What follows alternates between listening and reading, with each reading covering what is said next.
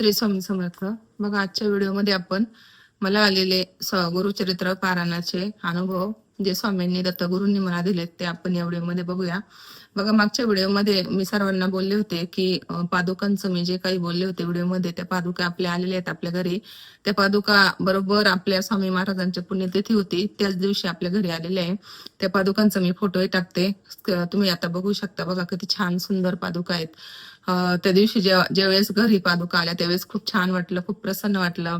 म्हणजे महाराजांची ती कृपाच झाली. बघा, नेमकं पुण्यतिथीच्या दिवशीच मी त्या ताईंकडे गेले आणि त्या पादुका घेऊन आले. बघा, म्हणजे सगळी काही लीला महाराजांचीच असते, ते सगळं काही घडून आणतात. आता नेमकं आपलं पारायण चालू होतं गुरुचरित्राचं पुण्यतिथी निमित्त. त्या ताई काही अक्कलकोटला जावा आणि मी त्यांचं स्टेटस बघितलं, त्यांनी टाकलं होतं की मी वे टू अक्कलकोट. तर मी बघितलं त्यांचं स्टेटस आणि तेव्हाच त्यांना सांगितलं की ताई तुम्ही गेल्यात तर मला पादुका घेऊन या. आणि ताई पण बोलल्या की हा ताई ठीक आहे, भेटल्या तर मी नक्कीच आणते. आणि बघा, स्वामींच्याच कृपेने भेटल्या आणि स्वामी पुण्यतिथीच्या दिवशीच आपल्याकडे आले. म्हणजे खरंच आपलं म्हणजे माझं अहोभाग्य आहे की स्वामींच्या पादुका त्या नेमकं त्याच दिवशी पुण्यतिथीच्या दिवशीच आल्यात. तर असे छान छान अनुभव तुम्हाला येत असतील आणि मला तर खूपच अनुभव आहेत स्वामींचे. चला तर मग व्हिडिओला सुरुवात करूया. सर्वांना श्री स्वामी समर्थ. आता बघा, स्वामींचा सगळ्यात मोठा अनुभव म्हणजे माझा मुलगा मला स्वामींनीच दिलेला आहे. ज्यावेळेस मला 2 मुली होत्या त्यांच्यानंतर मी प्रेग्नन्सीचा खूप प्रयत्न केला, पण हे होत नव्हतं, राहत नव्हतं. तर डॉक्टरही केले, सगळं केलं आणि तेव्हाच मला म्हणजे जवळजवळ 19-20 वर्षापूर्वीची गोष्ट ही. त्यावेळेस बघा, थोडस आपल्या समाजात अजूनही म्हणजे आता तरी सगळा समाज सुधारलाय, पण मुलगा हवाच असतो असं म्हणजे त्यावेळेस 20-25 वर्षापूर्वीची गोष्ट ही. त्यावेळेस असा अट्टहास असायचा की एक का होईना मुलगा पाहिजे, वंशाचा दिवा पाहिजे त्यांना. तर त्यावेळेस मग आता असं असल्यावर घरचे बघा, आता गावाकडचे लोक थोडेसे आपले गावाकडची फॅमिली असल्यावर त्याच्यामध्ये त्यांच्यामध्ये एक असा समज असतोच की एक का होईना मुलगा आपल्याला असावा. तसंच माझंही झालं. 2 मुलींच्या नंतर मग मला असं स्वामी मार्ग कोणतरी सांगितलं, मला आता आठवत नाही ती मी कोणाच्या थ्रू गेले केंद्रामध्ये. तर आमच्याच गावात म्हणजे थोडस 10-1 किलोमीटरच्या अंतरावर स्वामी महाराजांचं केंद्र आहे. तिथं मी गेले, तिथून म्हणजे सेवा वगैरे घेतल्या त्यावेळेस आणि स्वामींची सेवा केल्या 1 वर्ष. आणि 1 वर्ष सेवा केल्यावर मला म्हणजे मुलगा झाला. त्याचंही नाव मी समर्थच ठेवलेलं आहे आणि आज तो 18-19 वर्षाचा आहे. तर बघा, सगळ्यात मोठा माझा अनुभव हा आहे की स्वामींच्या सेवेने मला मुलगा झाला. बघा, आपण जेव्हा सेवा करतो तेव्हा खरंच स्वामी महाराज आपल्या सेवेचं फळ हे नक्कीच देतात. फक्त एक विश्वास पाहिजे आणि स्वामींवर दृढ श्रद्धा पाहिजे आणि आपली एक भक्ती करण्याची, सेवा करण्याची ती एक तळमळ पाहिजे. म्हणजे ज्याने आपले जे सेवेचं फल आहे ते आपले स्वामी महाराज आपल्याला देतातच. चला तर मग आता मला स्वामी महाराजांनी अजून एक अनुभव दिलेला आहे गुरुचरित्र पारायणाचा, मी तुमच्याबरोबर तो शेअर करते. तर बघा, हा अनुभव माझा कोरोनाच्या काळातला आहे. बघा, ज्यावेळेस आपलं लॉकडाऊन चालू होतं त्यावेळेस कुठं म्हणजे बाहेर जाणं वगैरे नव्हतं, घरातच आपलं जे काही सेवा करायची आणि खरंच त्यावेळेसच खूप सेवा झाल्या. म्हणजे बघा, कोरोना आला पण तो वाईटही होता आणि काही दृष्टीने चांगलंही. त्यावेळेस खूप सेवा झाल्या घरामध्ये, म्हणजे सेवा माहिती पडल्या, ऑनलाईन सेवा चालू असल्यामुळे. म्हणजे काही नैवेद्य कसं दाखवायचं वगैरे मला तो म्हणजे माहित नव्हतं. हे सगळं काही मला कोरोनाच्या काळामध्येच जेव्हा आम्ही ऑनलाईन सेवा जॉईन करायचो त्याच्यामध्ये समजलं. त्याच्यामुळं कोरोना वाईटही होता, काहींचे खूप म्हणजे घर उद्ध्वस्त झाले आणि सेवाही करायला भेटल्या. असं म्हणजे थोडस काही असं जे काही येतं वैश्विक बिमारी, त्याच्यामध्ये काही चांगले होतं, काही वाईटही होतं. चला, हा विषयांतर होत आहे, त्याच्या बद्दल आपल्याकडं काय म्हणजे त्याच्याकडे नाही जायचंय आपल्याला. तर बघा, स्वामी महाराजांनी मला काय अनुभव दिला. तर ज्यावेळेस गुरुचरित्र पारायण माझं चालू होतं त्यावेळेस काय झालं की आमचंच म्हणजे ऑनलाईनच पारायण चालू होतं ते. मग आम्ही पूजा अशी मांडली होती की जशी आपण सत्यनारायणाची पूजा मांडतो, पौर्णिमेचं सत्यनारायण करतो, त्याची जशी पूजा मांडतो तशीच पूजा आम्ही मांडणी केली होती. तामणामध्ये स्वामी महाराज बसवलेले होते आणि बाकीचे सगळे म्हणजे अशी छान पूजा मांडलेली होती आणि ऑनलाईनच सेवा चालू होती. तर माझं पारायण वगैरे झालं आणि नंतर जेव्हा आपण 8व्या दिवशी समाप्ती वगैरे करतो, तर समाप्ती वगैरे झाली आणि जेव्हा आपण कलशामधला जे सुपारी आणि एक नाणं टाकतो बघा, तर मी जेव्हा सुपारी आणि नाणं माझं म्हणजे काढलं ना कलशामधून, तर मला म्हणजे असं वेगळंच दिसलं त्या नाण्यावर. 2 रुपयाचं नाणं होतं ते. 1 रुपया नव्हतं तो, 2 रुपयाचं नाणं होतं, मोठं नाणं होतं. तर त्याच्यावर मला ना म्हणजे आपण कलशामध्ये नाणं टाकतो. समजा आता हे नाणं आहे, वरची बाजू आणि खालची बाजू. खालची जी बाजू होती ना, ते पूर्ण असं म्हणजे एकदम काहीच नव्हतं त्याच्यावर. पूर्ण असं प्लेन झाली होती. म्हणजे जे निशाण असतं बघा आता छापा आणि काटा. 2 असतं ना, एका साइडने छापा आणि एका साइडने काटा म्हणजे असं असतं. तर जी खालची बाजू होती ना ती पूर्ण प्लेन झाली होती. म्हणजे पूर्ण निशाण ते गेलं होतं आणि वरतून स्वामी महाराजांची प्रतिमा प्रगट झाली होती ते 2 रुपयाच्या नाण्यावर. तर मी नंतर ते असंच म्हणजे पाणी कलशातल्या झाडांना वगैरे टाकायला गेले आणि ते पैसा आणि सुपारी हातात घेतला तर बघते तर अरे हे तर स्वामींचं हे दिसतंय. म्हणजे बघा म्हणजे तेव्हा मला एवढा आनंद झाला की खरंच स्वामी महाराज त्यावेळेस खरंच घरात होते. साक्षात बसलेले होते कलशावर. म्हणजे आपण जेव्हा भक्ती करतो, सेवा करतो, माफ करा मला, त्यावेळेस स्वामी महाराज खरंच आपल्या बरोबर असतात. आणि त्याच वेळेस काय झालं होतं, पारायण करताना मला ना म्हणजे असं आता आमचं घर तेव्हा छोटं होतं, तर म्हणजे जागा वगैरे पण कमी असायची त्यावेळेस. तर त्यावेळेस काय झालं म्हणजे असं जागा वगैरे कमी असल्यामुळं माझा असं उठताना वगैरे पाय लागला होता ग्रंथाला. तर म्हणजे आता ग्रंथाला थोडासा पायाचा धक्का लागला तर मला खूप वाईट वाटलं. मग मी स्वामी महाराजांना बोलले, की "महाराज मला माफ करा. म्हणजे आता आपल्याकडून चूक झाली ना, ग्रंथाला थोडासा पाय लागला." म्हणजे माझ्या ते एक मनातच होतं, की आपल्याकडून काहीतरी चुकतंय असं. पण महाराजांनी दाखवून दिलं, की नाही, तुम्ही जर मनोभावे सेवा करताय, तुमच्याकडून काही गोष्टी जर चुकून झाल्या तर त्या क्षम्य असतात.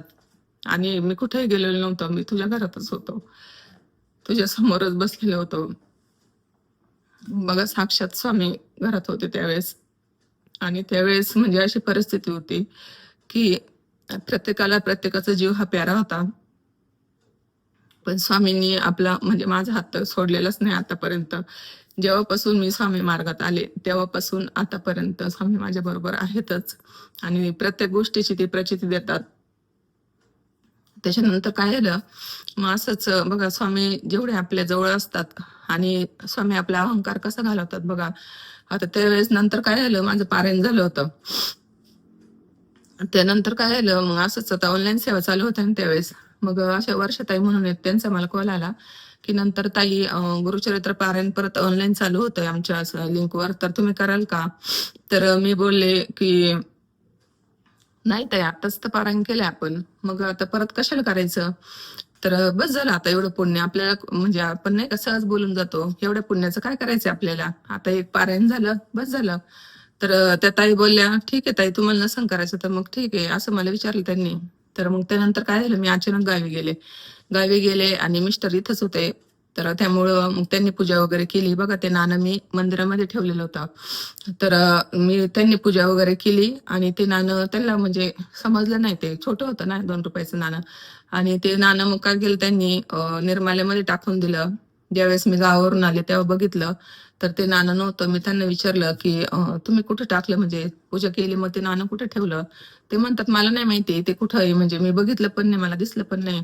म्हणजे बघा स्वामी महाराजांनी माझा अहंकार पण घालवला. म्हणजे मला पण थोडासा गर्वच आला होता ना, की ठीक आहे आता एवढं. आणि मला पण असं वाटलं, की चला आता स्वामींनी मला एवढा मोठा अनुभव दिलाय आणि आता कशाला म्हणजे काय गरज आहे सेवा करायची वगैरे, पारायण करायची. तर स्वामी महाराज जेवढं आपल्या म्हणजे बोट धरतात, जेवढं आपल्याला अनुभव देतात, तेवढंच आपल्याला जर अहंकार आला, गर्व आला, तर तो गर्वही घालवतात. बघा स्वामींची लीला तेच जाणे.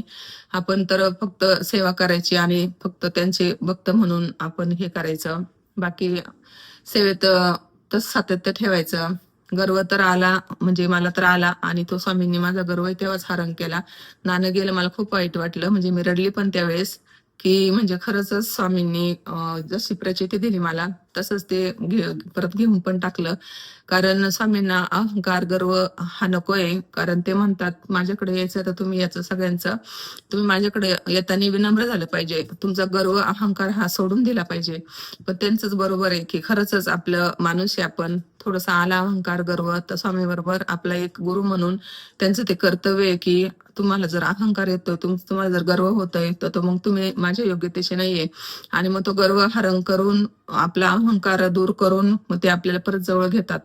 असा काही माझा अनुभव आहे. तसे स्वामींचे तर म्हणजे भरपूर अनुभव आहेत अजून. म्हणजे मी नंतर परत अजून माझा एक कोरोनाचा अनुभव आहे, ते पुढच्या व्हिडिओमध्ये सांगते. आता हा व्हिडिओ खूप मोठा होईल. तर बघा, स्वामींची सेवा नक्कीच करा. स्वामी कोणती त्यांच्याकडे ठेवत नाही सेवा. आणि माझा असा हा अनुभव स्वामींचा, आता तुम्ही स्क्रीनवर पण बघू शकता, की त्यांचा फोटो साक्षात स्वामींची जशी बसलेले आहेत तशी मूर्ती दिसते त्याच्यामध्ये फोटोमध्ये बघा. तर स्वामींनी एवढा छान अनुभव दिला. मला खूप छानही वाटलं त्यावेळेस. म्हणजे एकदम असं मन भरून आलं, की चला आपण पारायण केलं. आपल्या पारायणाचं काहीतरी सार्थक झालं, की स्वामी आहेत आपल्याबरोबर. आणि खरंच स्वामी आपल्याबरोबर असतात. आपल्याला ते कोणत्याही रूपात दर्शन देतात, पण आपल्याला त्यांचे संकेत कळायला पाहिजेत. आता बघा, पादुका येणार होते ना माझ्याकडं त्यावेळेस, आता पुण्यतिथीच्या वेळेस, तर त्यावेळेस मला काहीतरी संकेत भेटत होते. म्हणजे नाही का, आपण रील्स वगैरे बघतो किंवा मेसेज वगैरे बघतो, त्यातून मग स्वामी असं मला दर्शत होते, की हा मी आता तुझ्याकडे येणार आहे. मी कोणत्याही स्वरूपात येईन, कधी येईन, फक्त तुझा विश्वास पाहिजे. म्हणजे असे काहीतरी संकेत देत होते ते मला. आणि त्यानंतर खरंच पुण्यतिथीच्या दिवशी पादुका माझ्याकडे आल्या. म्हणजे हे संकेत खरे झाले. असे संकेत तुम्हालाही भेटतात, पण ते तुम्हाला ओळखता आले पाहिजे. देव आपल्याला देतो, पण आपल्याला ते घेता आलं पाहिजे. आणि आल्यावर ते आपल्याला टिकवता आलं पाहिजे. जसं माझ्या बाबतीत झालं, की स्वामींनी मला मूर्ती, म्हणजे त्यांचं जे प्रतिमा उमटली होती पैशावर, त्याचे मी फोटो वगैरे पण काढून ठेवले त्याच वेळेस. पण आता स्वामींनी माझ्या गर्वाचं हरणच केलं, ते म्हणायला हरकत नाही. जो अहंकार आला होता मला भक्तीचा, की चला माझ्याकडे स्वामी होते, माझ्या बरोबर स्वामी बसले होते, ते त्यांनी माझा अहंकार दूर केला. आणि खरंच ते केलं, तेही बरंच झालं. त्याच्यानंतर मी जे काही कोणती सेवा करते, तर मी नाही करत. हा मी आला की सगळं संपून जातं. त्यामुळे फक्त मी असंच बोलते, की स्वामी करून घेतात आणि स्वामी सगळं काही करणारे आहेत. हाच भाव मनात आला पाहिजे. आपण कोणी नाही, करते ते स्वामी महाराज आहेत. तेच आपल्याकडून करून घेतात. आपण फक्त निमित्त मात्र असतो. त्यामुळे आपल्यामध्ये हा भाव येऊनच द्यायचा नाही, की मी करतो. आपण कोण आहे हो? आपण काय करू शकतो? आता स्वामी महाराजांनी जर ठरवलं तर ही सगळी सृष्टीचं जे काही चालू आहे हे सगळं बंद होऊ शकतं. आपण काय करू शकतो? आपण साधं एखाद्या समोर जर वागायला, तर आपण त्याला हे करू शकतो का? तसंच हे एवढी सृष्टीचे मालक, पालक, चालक स्वामी महाराज आहेत. त्याच्यामुळे आपण कोणी नाही. आपला मीपणा गेला पाहिजे, आपला अहंकार गेला पाहिजे, आपल्यामध्ये विनम्रता आली पाहिजे. आपण स्वामींचे सेवेकरी आहोत याचा आपल्याला अभिमान केव्हा वाटतो, की आपण त्यांना भूषणावं होईल असं वागतो, त्यांना भूषणावं होईल असं आपण कार्य करतो, स्वामी मार्गाचा प्रचार प्रसार करतो. तर तुम्हाला हा व्हिडिओ कसा वाटला नक्कीच कळवा. सर्वांना श्री स्वामी समर्थ. भेटूया पुढच्या व्हिडिओमध्ये परत माझ्या दुसऱ्या अनुभवांसह. श्री स्वामी समर्थ. अवधूत चिंतन. श्री गुरुदेव दत्त.